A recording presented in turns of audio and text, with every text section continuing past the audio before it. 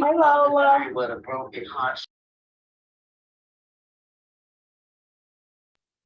Good morning.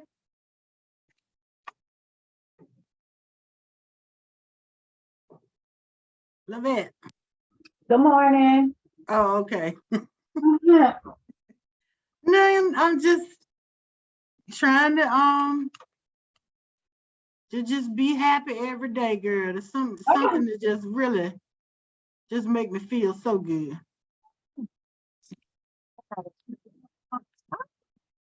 Okay. I'm getting disconnected from stuff. Well, baby, we need to get you connected for, you know. Oh. I hope we don't have too many issues with our connections today. Hey, Shona.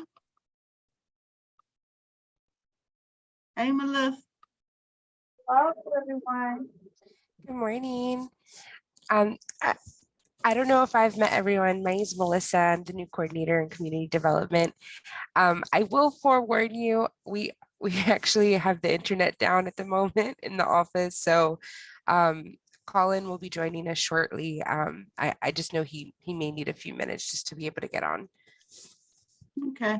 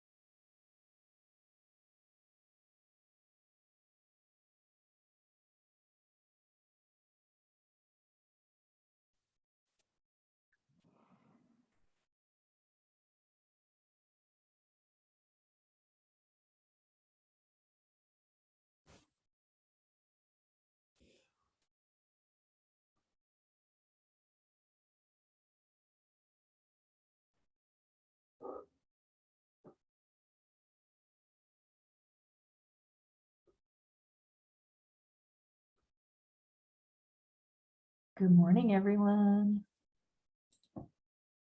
Hey, How you doing? It's good to Good. see you. Lola. Hi, Shana.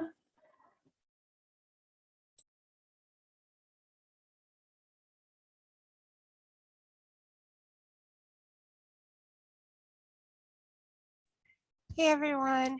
Nicole and I are in the same room. So Nicole's here.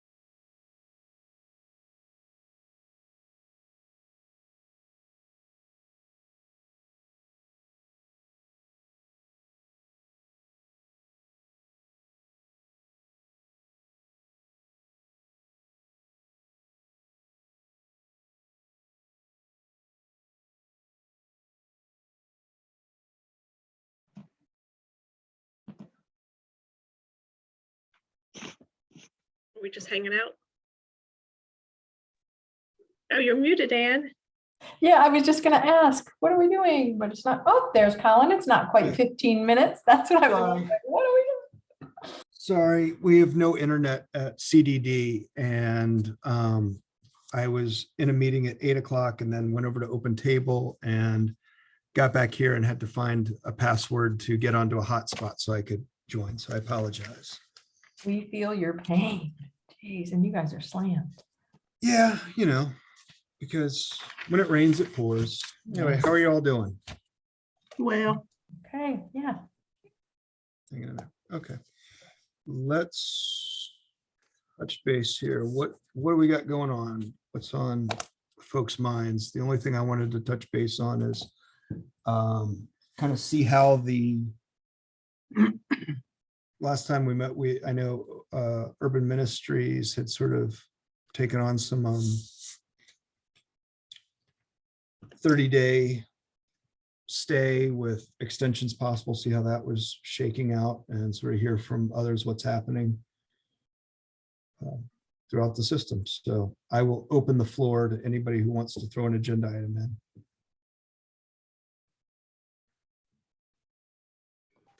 I do have an agenda, I guess. Sure. One of the clients that were exited out, in the exit, it states that they're staying with family, which is false. They are staying in a car and they're still unsheltered. So I just want to know how that works, I guess, with the exit stating that the client was at a friend's house, which they were not. Who are you saying the client was the Urban Ministries client? It's a hotel. Yeah, they were extended stay. So it could be that when their exit interview was completed, that's what they reported. And perhaps the arrangement didn't work out. So we don't, when somebody exits, we don't follow up to see, hey, are you still staying with a friend that you said you were going to stay with? But we take what they report as where they're going.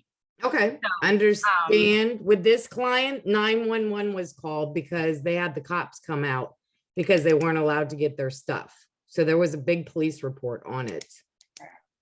And I mean, that's fine. Things like that happen, but that doesn't mean that there wasn't information obtained about where they intended to go. Even when the police are here, they commonly will say, where are you gonna go? Do you, where are you headed now and whatever. So it's not impossible for a person to say that they're going to go to family or friends. We see it often. They may say they have a room that they're going to rent or something. And then, 3 weeks later, they're back because it didn't work out.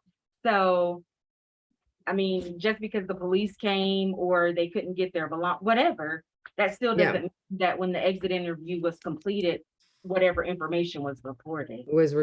That's Yeah. fine. No, I was just trying to find out because they went to Housing for New Hope in tears. So between me and Rebecca, we were trying to figure out what exactly happened and why. When I looked at the exit, because I didn't see any incidents. When I looked at the exit, that's when I saw that they were going to stay with family. But then the client was telling Rebecca and me that it was false. So they were explaining the situation. So no, and I understand clients say one thing to one person and the next thing to another person. So. And when did this happen? It happened this week. Because I was going to say in the future, anytime you have a question about that, just send an email to Shona and I, and we can this is Nicole here. I'm in Shona's office. Oh, hi. And then we can, take a look at it. It doesn't have to, wait until a meeting per se, because on the odd chance that something was recorded improperly, that's an easy fix. If we know about it, it could have been that whatever the situation was where the police were called is not the person that completed the exit. And commonly, we have CEAs and we have case managers. Case management might have a certain one plan. Then there are other issues that happen that causes things to not work out. And then the CEA does something and those kinds of things change. So anytime there appears to be a discrepancy or a client comes in and reports something different than what's in, that's not a problem at all to, just send us a message. and whatnot. And can you give us that HMIS number for the particular client you're referencing? Yeah, it's 102-9705. Okay, perfect. Thank you. Thank and- you. And I and- meant to email you about it. I just have been boggled with the audit, so I just haven't. I apologize because I should have communicated earlier this week, but I just have not had the chance. Sure, no worries, no worries. We'll definitely take a look at it. Thank you. And one thing I'd add that's similar, a similar situation is, I know one of our families said that they exited to permanent housing with a relative. But I know they were going to their relative's public housing unit. So, which could cause that relative to lose that housing unit. And so I contacted the city, and then I contacted HMIS, the help desk, and they said you have to report what the client tells you. So same kind of thing. Yeah, that is great to know because I didn't know that. So I appreciate that. Yeah. And The then I do only- have a question with the shelters, just to understand if like a client is suspended or leaves because of an incident, is there a protocol or something in place with the shelters to let like Housing for New Hope or Entry Point know? Because I just want to make sure safety wise, because there was a client that was incident at Urban Ministry that threatened staff. And then we had Rebecca and Street Outreach out there. And I just worry because I just don't want, it's not me, but I guess I just worry about all the providers that if there's a client that is very violent, is there a protocol for any of us, I guess, as providers? No. I think what Lavette had asked for, and I know I've been trying to do a much better job about it, is to add it to the notes section on that profile screen, so that at least you guys knew of the location, and there might be a little bit of something in there, but it. So this goes Um, back, let me chime in for a second. This goes back, Hanalea and I had a discussion about this a long time ago about, I think it's very important for everybody to know if somebody has a violent tendency or has made threats to people, and that folks in the system should just be, not to treat people differently, but just to be aware of a history or document a pattern. There was, and my suggestion at the time was that we put a note either in the client profile place, but it can get lost if you don't go through every note, or put it under the incidents and just sort of upload a description of what happened. The concern that I heard that Hanalea shared with me, and I don't know where it came from, she made it sound like it came from the group, was it would create a bias and people would choose not to work with the person. However, I think we're all professionals. And if we know we deal with a lot of very difficult people with a lot of mental health, substance abuse, and threatening behaviors. I don't think that anybody on this call or anybody in our system would not work with somebody because of it. You might just choose to take 2 people instead of 1. You might choose to have a meeting in a different place. So, out of an abundance of safety, I don't have a problem putting that note in the HMIS. The question is, do you all as a group feel that that would be helpful for you for safety planning and keeping you and your staff safe for scheduling meetings, being aware of history, not to call it out, not to punish people, not to beat people over the head with it all over again. But it does sort of help us to better know who our clients are. And if you do want to do that, would it make more sense to put it under the incident section and just sort of upload a brief Word document? So when you get that referral, you know where to go look for us, look at the incidents. I was just gonna share that that's exactly what we do. Our incidents, just as a part of the suspension process, we have to upload those documents. So it could, I don't know if there's a visibility issue if you tried to review something once you found that a person was suspended, or just in general, when you're reviewing their HMIS information. I don't know if there's a visibility issue. We can definitely maybe email you guys HMIS number, and you can, look at it and see if you are able to read those incidents, and that will potentially help. But we do put everything, and depending on the situation, we'll include like a narrative as well about details about the situation. I'm also talking about including, not everybody has to be suspended for some of these behaviors. Some of these are things that are just sort of ongoing and the person might have just exited on their own and may not be suspended. The question is, do we want to include, a note of, hey, the person voluntarily exited, however, that, this person did threaten staff numerous times before they didn't return. I definitely agree that we should definitely be, keeping the suspensions up to date, and I can look into making sure that all providers have access to the suspension list. Yeah, Colin, if you can, because I know I saw the incident, but Rebecca Street Outreach couldn't see the incident on the client. So I just want to make sure that, because I agree with Nicole, what she was saying is that if they do an incident and it's there and we can see it, then we don't really need to make sure there's a note or an email. We just need to make sure we know, for just the staff to be safe when the client does come in.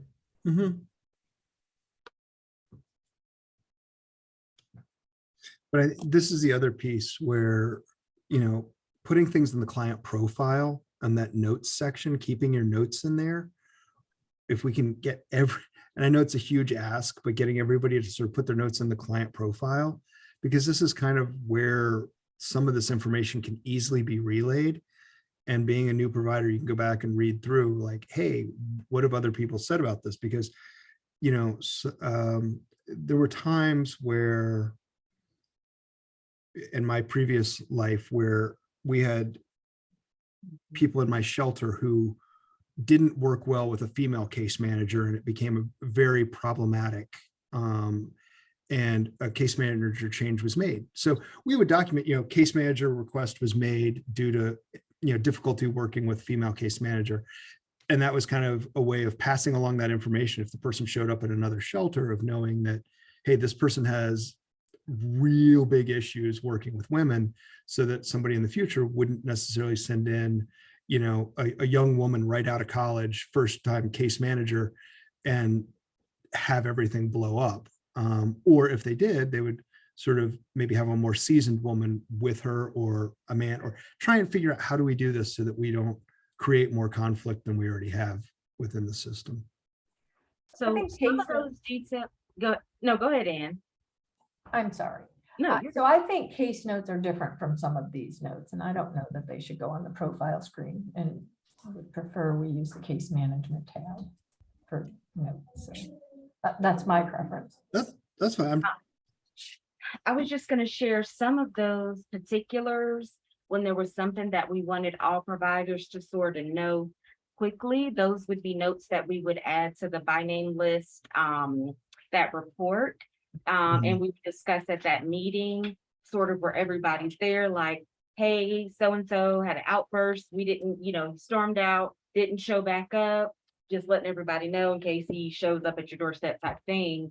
That would be, not that it's, a bad idea to capture something, but I kind of agree with Ann. There's some things we just kind of previously agreed that wouldn't be appropriate for the profile. Okay.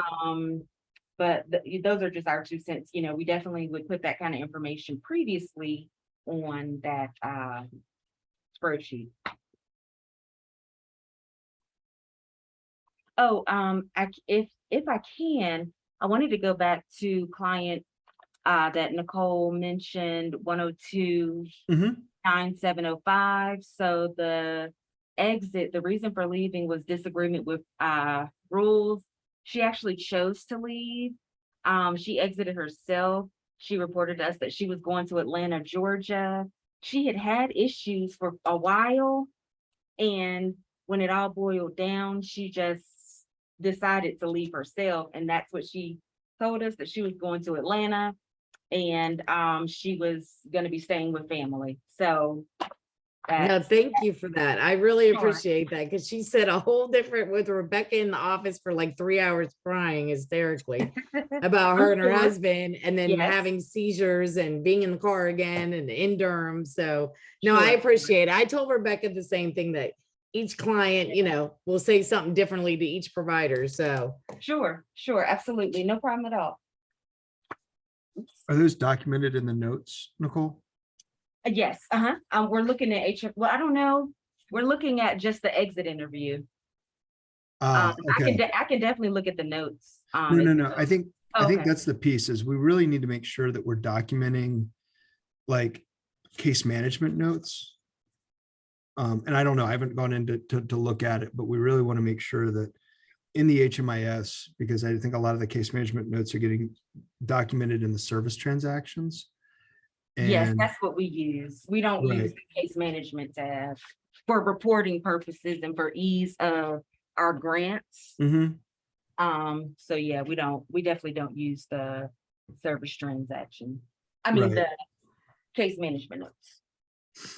So I think using, just making sure that we've got really good documentation, especially if people have had trouble, that those things are, this is just not for you, Nicole, solely, but just sort of as a friendly reminder to everybody of Yeah. making sure that you document all of that in those notes that are in the HMIS. Like it needs to be in there because without fail, somebody will complain to the COC and it comes to me and Melissa and Ruby. And then we end up, the first thing we do is go look at the notes in the HMIS and see what the story is.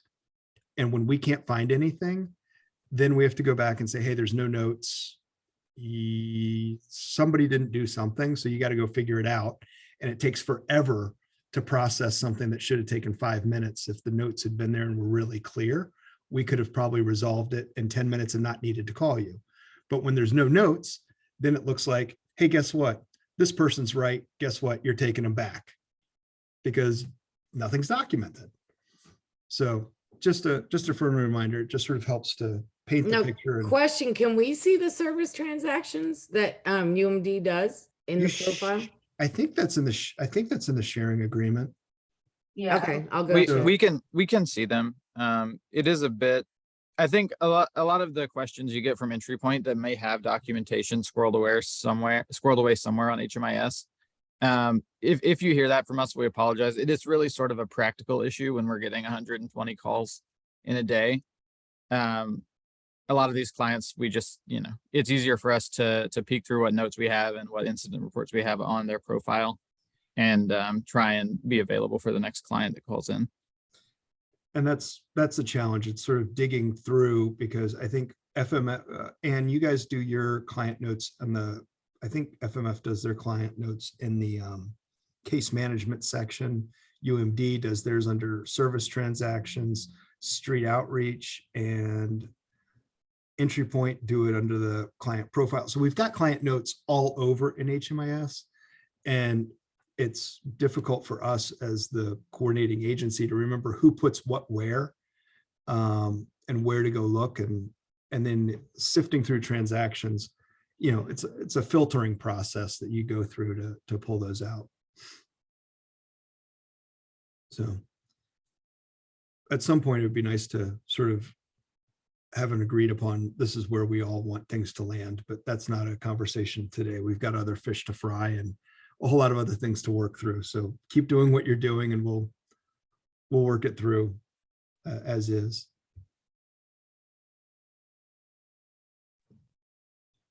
All right, any other topics I wanted to kind of talk through, kind of hear how things are going? Because I think UMD and FMF have both instituted sort of the shelter as a guaranteed 30 days and kind of want to hear how that's shaking out and what the process is looking like for when people get close to that 30 days. Is it sort of a automatic exit or is there a conversation? How's it, what's the process looking like and how have folks been responding to the change to the 30 days with possible extensions? So with that, I'm all ears.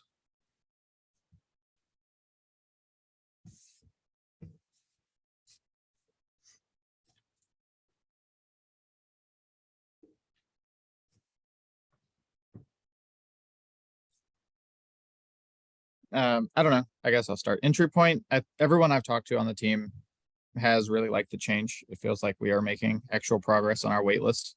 that was maybe in the past, since June has just been expanding, especially the family rooms. We've been seeing a lot more placements. So we're generally pretty happy with the change. It also kind of seems like we have a carrot and stick scenario where these clients are making more active effort to solve their problems. And I see that in a number of clients who call us from the shelters trying to self-resolve. And of course, we inform them to they should reach out to the case management teams at the shelters. But all indications so far seems like it's a great change.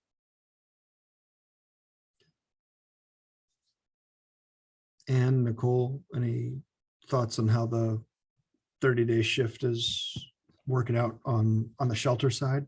Yeah, so we are implementing Urban Ministries. Thank you. They say, thanks to them, they shared the documents that they've used it to use. So we have amended those just a little bit, added our logo instead of theirs, and are starting with those this week, but have been having the conversations for the last couple of weeks with the families. And I think it's going to make a difference for sure. And yeah, along with other things that we're doing, I really think it is.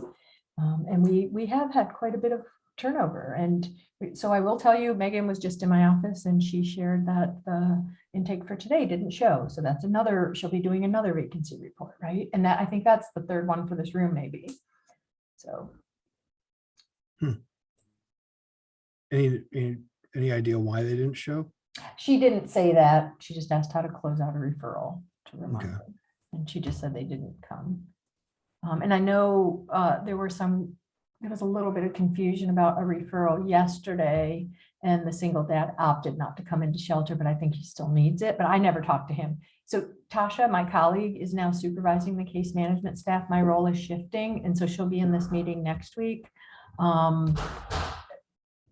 So I don't have as much direct contact with the families right now. Yeah, the family yesterday that you were talking about, the single dad, I Yeah. talked to him this morning. He has decided his daughter does not want to share a bathroom and doesn't want to share a kitchen, and she lost her mom, so she's 15, and so he's we're looking at employment, and I'm trying to get him employed so we can start working on maybe housing for them, because shelter just seems it's not going to work for them. Yeah, and so it's probably not going to matter for this family, but if Colin and Melissa, you think about, when we're funded for the rapid rehousing project that can take folks that are on entry points wait list or families, and we need to remember that, because this might be one of those scenarios. I too worry about the child with all the loss and the grief, and yeah. Do you have any openings in your rapid rehousing program? I will be sharing that this afternoon. Yes, we would be taking one referral. Well, that's helpful. Someone else probably should be sharing that this afternoon, not Ann. It's not my place. That's fine. It Yeah. was just more of a general question. I So that's good. The next piece is, do we have, how are things going over at Urban Ministries with the 30-day piece? How's it working out? So the 30-day exits, I think, are I think it's working well. We just had a gentleman who's been through several programs, was about to refuse housing. He walked away from housing previously, but once he understood that, buddy, this is it. I mean, then all of a sudden he wanted to take the place, and he has income. He has income. He just didn't want to leave. And so and we're able to, quickly assist him. He didn't have to wait for like rapid rehousing. We're able to, use a little bit of private money to get him in the door. So I think that folks have a tendency to work a little harder, be a little bit more accountable when, let's be honest, there's a smidge of pressure applied. Now, of course, there are those scenarios where the person is doing everything within their power, then we can extend them. Our goal isn't to just say, boom, it's 30 days, you got to go and whatever. But it does help us to, reinforce the concept that emergency shelters literally for emergency housing, like it's literally emergency shelter. It's not designed to be transitional or whatever. So we need to find an option to end your homelessness as quickly as possible. I think Lola could probably speak more so to the actual referral and intake piece. Yes, I can. We have a referrals that come through. I would say 50% of them actually stay, and they're not staying very long. And they have been asking questions about the 30 days. And, I have to explain to them the types of things that is expected to happen within that 30 days. But I also like to let people know, don't worry about how long you can stay here. It's just that you work every day to get out of here. I said, if it takes you 2 weeks, that's great. I said, but there should be a lot accomplished in 30 days. And they understand that part. And some, the families and the singles are just not coming in to stay. I don't really know the reason why they don't come, but on occasions, I have actually called the person that's waiting in the queue to come in to see if they're still interested in shelter. And they're really not interested in shelter, and they don't really have a good reason. I think it has a lot to do with the general culture now since COVID and everything. People with depression, and they're just making do with their situation that they have. I've even had people that were staying in a car that preferred to stay in their car than come inside shelter. So I really can't say what all that is about. I don't even know if the 30 days has something to do with it. But yeah, we're not seeing the referrals come in, as they call entry point, and say that they need shelter. So I guess that's something we need to look into a little bit further to see if it's actually about the 30 days or is it something else? And if that helps. no, that's helpful. Like statistically, like is it kind of like a 50-50? What's the split between people who are exited at 30 days and those who are given extensions? Do we have any rough estimates for FMF or UMD if you had to ballpark a guess? No, it's too new for us to gauge that. Yeah. Nicole? Yeah, I'm not sure. I could definitely take a gander and see, but I'm not sure. That could be something I could kind of research through the data that we have in Urban Ministries, maybe, and we could touch bases on it at our next meeting to see actually what's the percentage, and maybe reach out to some of the folks and just ask a few questions, just to get some better understanding of why folks are not coming in and why folks come and stay a couple of days and they leave. I mean, some of it is obvious, when we see a pattern with people. We even have a spreadsheet where we let the internal staff know who has multiple stays and that type of thing. So, it's a lot of detailed information that we share internally to help understand what patterns are like with folks that are coming in, trying to get to the root of the issue that keeps them coming in and out. And just so we could, assist them or refer them out if need to be, to help them with whatever barrier it is that they have going on that's keeping them from obtaining employment and housing. So I can actually, that would be some good. I could work on that, and at the next meeting, I could, share what I came up with. And honestly, this is showing that we give a 30-day exit date, but we have a small amount of people, I think, that get exited on their 30-day because they're reaching their goals for housing and workforce. So I really don't, because a lot of people we have coming through are new names, new faces. They don't even come in to do the intake to even hear about a 30-day. So I don't think that's the bigger picture here. I'm not for sure if it's the weather and they're just okay with being out. We haven't had a lot of rain for, so I'm not really for sure, but as far as the 30 days, we don't have a big bulk of exits on their 30-day exit date. Because most folks, when they hear that, they're gonna do what they're supposed to do. If they don't, those are the ones who then plan on kind of moving forward in our program anyway. So yeah. Yeah, I have to say, I fully agree, Shona. Thanks for saying it that way. I expect that that's what we will experience as well. And of course, our goal then is to just have them out before 90 days. And then I assume there's like sort of a process for letting folks know, yes, you're extended, no, you're not. And if somebody disagrees, if you give them a letter saying you have to be out on a certain day, if you feel this is incorrect, please contact so-and-so Yes. for clarification. So we just developed, actually one of our team members that's here in our office now, Chesley, developed a progress report.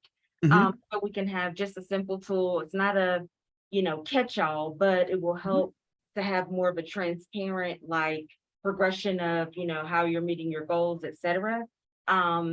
But in general, in case management meetings, it's constantly reminded of, when your exit date is and the likelihood. So sort of like on the flip side, we want to make sure that we ease any anxiety when somebody is on the right track and doing what they need to do. We don't want them on day 28 nervous about whether or not they're going to get an extension. That's definitely not our intention. Of course, there's a learning curve, as we do have some newer staff, and just trying to make sure we're communicating things consistently and whatnot. But definitely, we typically try to communicate things in person and in a letter, especially if they had a 30-day exit letter. We want to give them something letting them know that they have an extension as well.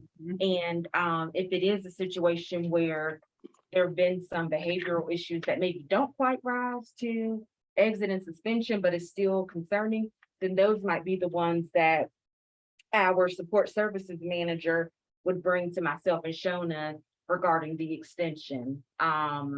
If it's not as cut and dry on this person's been the perfect shelter resident, then, but we definitely kind of talk about those things and brainstorm. Sometimes it could even be a matter of, okay, look, we'll do 14 more days. Let's see how that goes. And then whatever. But in general, when a person's making good progress, and then it's another 30 days, and then we go from there. Yeah, and we had been using prior to the letters, a 30-day review form as well. That could also be a 7 or 14 or 28-day review form, in addition to the monthly update with the housing barriers matrix. Good. No, as long as we can keep it as transparent and fair and everybody knows where they stand at the end of week 1, at the end of week 2, at the end of week 3. The last thing you want is somebody getting surprised on, oh, congratulations, you're leaving tomorrow, you're at day 30. And they're like, wait, what? It's kind of like the, performance evaluations. Nothing in a performance evaluation should ever be new to anybody. It should be stuff that should have been talked about all along. So it just sort of helps reduce the complaints and grievances and stuff like that. So appreciate you guys taking those steps to implement those. That's awesome. And glad to hear it's sort of creating a little bit more turnover, and maybe we'll have some folks figuring out self-resolution and finding some creative housing solutions. Hopefully we're not just recycling through the homeless system and exiting on 30 and re-entering on day 35 and repeating the same folks coming in and out of the shelter. And if we find that to be the truth, we may need to look at some policies to put a break so that other people down the list are able to enter shelter and have an opportunity to exit unsheltered homelessness, at least for 30 days, and see if they can make a run at it. So definitely keep us posted on what we're seeing in terms of recidivism, and we don't want a revolving door. That doesn't help anybody. All right. Thank you all. Those are the only things I had that I wanted to talk about. I'll open the floor. Any other topics of discussion, questions, thoughts, concerns? Challenges? Nothing here. Have We're we, good. have we heard I don't have anything? anything. What's that, Livette? Well, I said I don't have anything. Thank you for information on this meeting. Sure. Our, challenge still continues to be, finding landlords or available housing units. And I didn't know if I know this isn't necessarily the place, but how, the location stuff is going. I'm curious about that. And maybe there's another meeting where that'll be talked about. Housing location? Location and landlord engagement, is it that it's not funded yet, so it can't be done, or is the current rapid rehousing contract at Housing for New Hope allow for some of that? I mean, all rapid rehousing allows housing location Mhm. to be paid. I mean, that's an eligible expense under Mhm. all rapid rehousing is that housing navigation, housing search piece. Yes. Talking to Housing for New Hope, they're being recommended. We're still working out the details, but due to issues Housing for New Hope has with some unexpected issues at Andover Williams Square that have consumed a lot of time, they're backed up, city's backed up. So we're looking at a potential start date for a landlord engagement contract around November 1st at this point. Just because Well, it's, thank you. Has anyone heard of any open units or anything like that? It's the same struggle. Right? Mhm. Thank you. I haven't heard anything.